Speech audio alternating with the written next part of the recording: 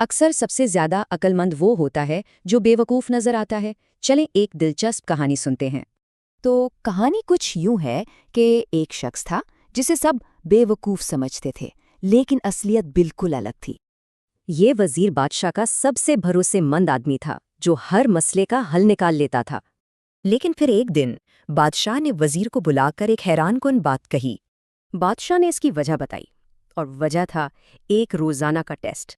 بادشاہ ہر روز اس لڑکے کو 2 سکے دکھاتا تھا، ایک سونے کا اور ایک چاندی کا، اور ہر روز لڑکا چاندی کا سکہ اٹھاتا جس پر پورا دربار اس کا مذاق اڑاتا تھا۔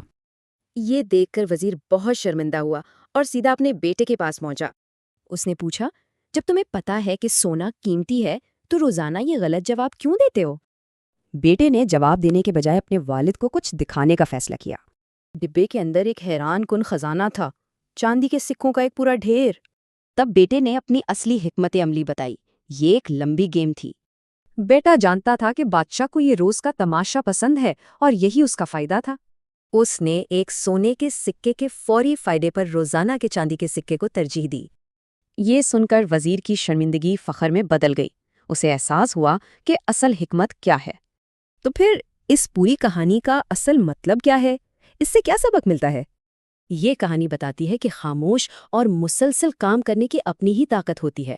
تو یہ ایک سوچنے والی بات ہے کہ ہم اپنی زندگی میں سونے کی تلاش میں کتنے چاندی کے سکے گنوا دیتے ہیں۔